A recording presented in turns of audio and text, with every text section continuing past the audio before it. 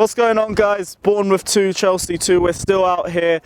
Breeze is killing us. It's the third storm in a month and we've dropped more points. But I'm here with Ben. Let's go straight through the player ratings. Willy Caballero. Now, personally, I don't see any reason why Kepa shouldn't start next game. I think Willy hasn't been that bad, but he hasn't really done enough to justify starting over Kepa, in my opinion.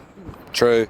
I'd also like to say it's part of the defence's fault. You know, they left him isolated in those positions, but he was very unlucky, you know, to get the position that he was. So I'm going to just give him a 5 because nothing special and nothing brilliant. All right, let's go Rhys James. Now, frustrates a lot because Bournemouth played with 11 men behind the ball and 2 men on either flank, so it was really hard for him to get any decent crosses in. I still think he had a decent game, though, but it was going to be a hard one for him. Yeah, he was up against it, really, especially in the second half when Bournemouth really turned up. You know, they put the pressure on. He was a bit isolated, but still, he was putting good crosses in. His corners are absolutely fantastic. You know, it's the first corner I actually have belief we can get something from it. I haven't watched two years of Willy and shite, but again, not very impactful. So I'm going to say 6.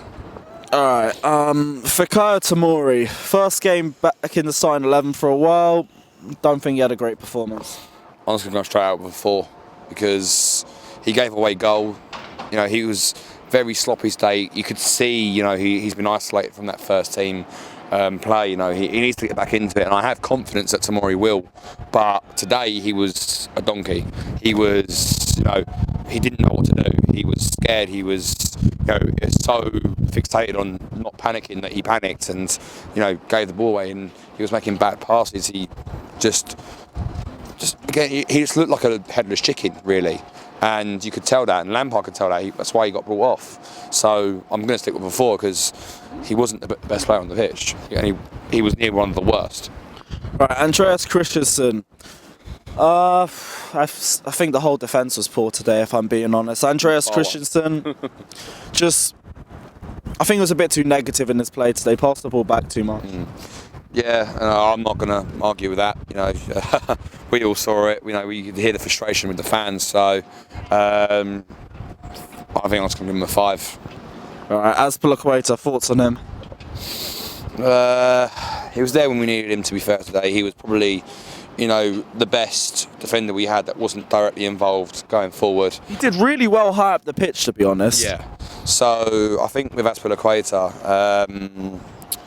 I think I'll give him a 6.5 or 6. I don't know, really. I think he was one of our better defenders. So let's just stick at 6.5. All right, Marcus Alonso. 2 goals from him. Absolutely man of the match. I'm going to give him a 9.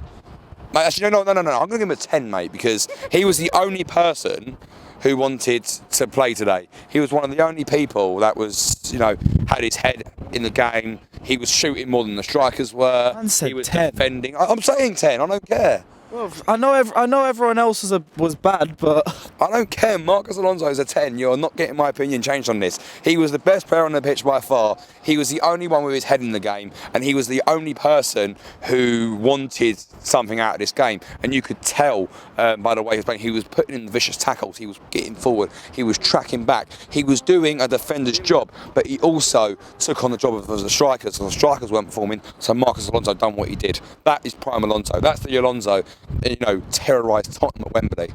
See, this is. I wanted to make 10 some big rare thing that we only give for brilliant performances, but yeah, whatever. Alonso has it. Let's roll through the rest because I'm freezing my bollocks off now. Kovacic. Forget this time. Kovacic weren't his best game, but still got him just as he needed to get.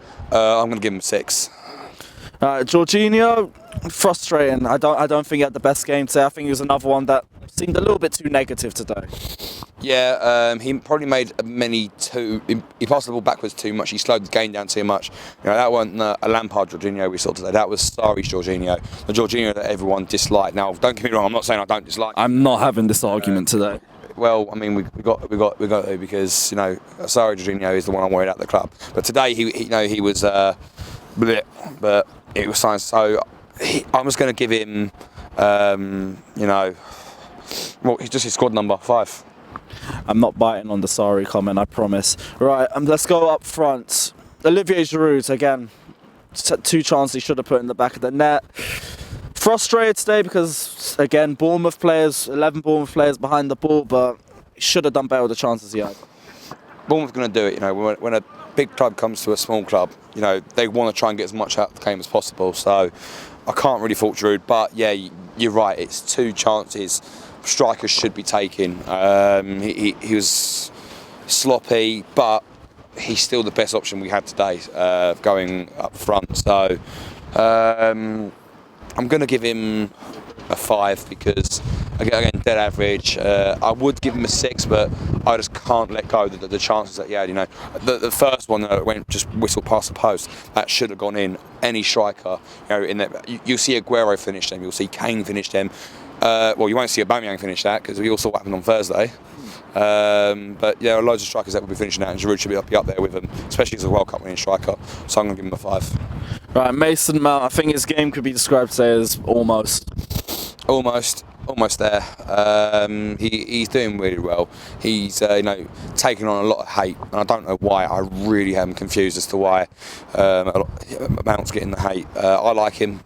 I'm going to give him a 6 again because he wasn't that impactful. You can start to see the improvement. You can start to see, like, you know, the Mason Mount that no one knew about, that couldn't handle, you know, the start of the season Mount who was banging in goals with you know, Abraham, or setting up the goals. So yeah, I'm gonna give him a 6. All right, last one, Pedro. Now I think it's another player that was a bit too slow today. I think he's getting past his prime. You can tell it's very sad to see because Pedro has been a great person for us, and you know, prime Pedro is someone that would easily probably be one of the first names on that team sheet. But age is catching up with him. You know, he's had a magnificent career, but I think, you know, it's time for him just to probably just be a super sub, if that. He wasn't that impactful. He cut in a bit, but you know, he was getting dispossessed. So I'm going to give him a 5. Right. Sorry. Little cough. Yep, let's roll through the substitutions. First off, Willian. Best out of the 3 subs. Absolutely. He did change the game a little bit. You know, he took it forward. He got that forward play. So I'm just going to straight out come out with a 6. Okay. You disagree, didn't you? Best. When I say best of the subs, I mean best of a bad punch. But I'm not going into it. I'm freezing my bollocks off. Ross Barkley. Do I have to? No, I mean, his player rates. When it comes to Barkley, I've said this plenty of times. Him and the other person that we're going to touch on should never wear a Chelsea shirt again. I booed the guy when he come on with a good reason too. He's shit. He shouldn't be wearing a Chelsea shirt. His shots were wild. He couldn't get on target. He genuinely looked lost. And as a midfielder, as a guy that, you know, had such hype around him and such like, oh, we've got a bargain for him. I'm generally going to say this, and this is probably the best comparison I've said. Arsenal got a better bargain buying David Luiz 8 million than we got for Ross Barkley.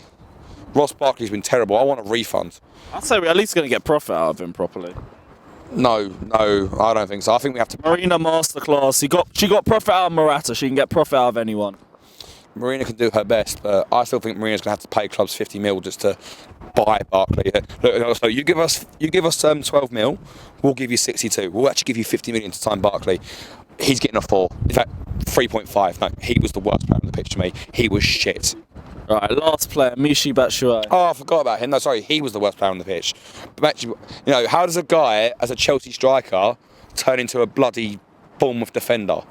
You know, Marcus Alonso, decent shot, and Batshuayi, the Twitter troll, thinks, I should clear this, and just heads it away. Every single person in the away stand was screaming at that. And again, he's got this problem where he can't position himself. He scored a goal, but it was offside because he doesn't look. He has no brain. He doesn't use his eyes. He doesn't use his ears. He doesn't use what a striker should be using. He just thinks, me gonna run, me gonna try and score.